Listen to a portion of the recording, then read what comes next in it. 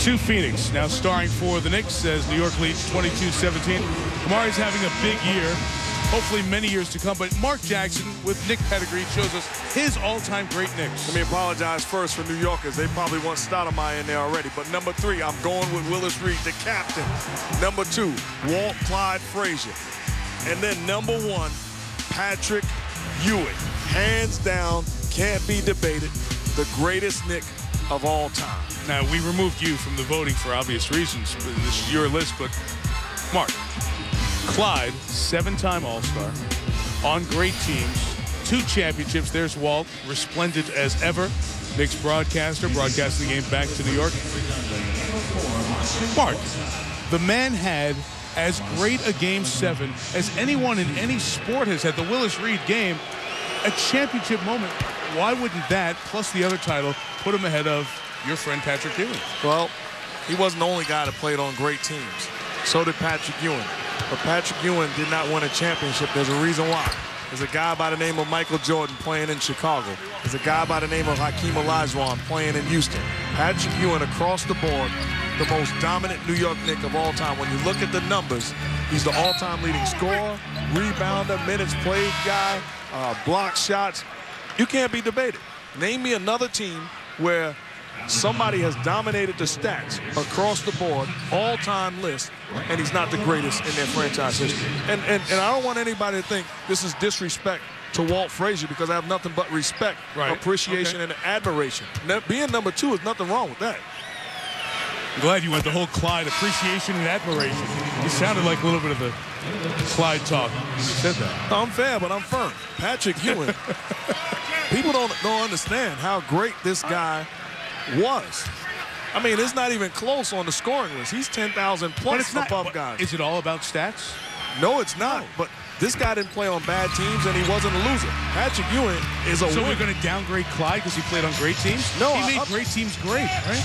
I upgraded him. He's number 2. Think about it. Willis, I could have went with Bernard King for a span. For a short period of time, yes. Tony Douglas out to Bill Walker for 3. Knocks it down. Walker slightly off the top 3 list of all-time great Knicks, but he knocks down the 3 points. It's his 16th 3. Are you sure you're from New York? I did grow up in Queens. Hill going baseline. Right around Tony Douglas for 2. I love Patrick Ewing. I love what Ewing meant to the Knicks over the years, but it's the Clyde guy. Travel call here on Walker. Who would win in a vote of New York fans before we leave this topic? You ask the people of New York, the people who are complaining about Mayor Bloomberg and snow removal. Ask those people, who would win as the most popular or the best Knick of all time? Now we're going with fan voting? Yeah. I mean, seriously. Hey, we elect presidents by people voting, Mark. It's part of what we do in America. It's out of bounds off of Dudley. Just checked in. It'll go to the Knicks. I'm amazed that you are reduced to fan voting. Oh, what do you mean? A man of the people. I love the fans. So you're afraid to say Clyde would win the fan vote. And Nate Robinson would win over Allen Houston. I mean, we went with the fans. We apologize for that 90-second digression, but the game got really sloppy in between. It's a 6-point Knick lead in the last minute.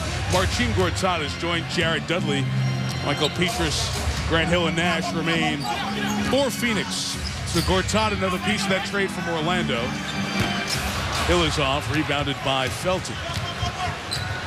Douglas, Chandler, Walker, and Ronny Turiaf, the other Knicks on the floor. But again, the Suns trying to go on the post with bigger guys and at times just not capitalizing.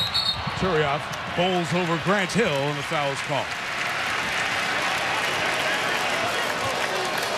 Grant said, wait a minute. I don't need to take that from that guy. You know, we mentioned it as we'll come to the line for Hill free throws.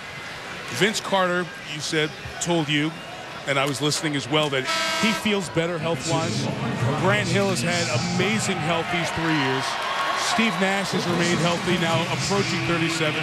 Shaq, when he was here, felt healthy and played well, and it's a combination of deep tissue massage that the players get before games and days of games that really makes a difference. Remind you, Friday night, our doubleheader here on ESPN. 1 week from tonight, we have a West doubleheader coming up for you. with the Mavericks and the Spurs, and the Blazers here to take on Phoenix. That'll be your doubleheader, and that Portland-Phoenix game will be seen in 3D on ESPN 3D. It's your doubleheader next Friday.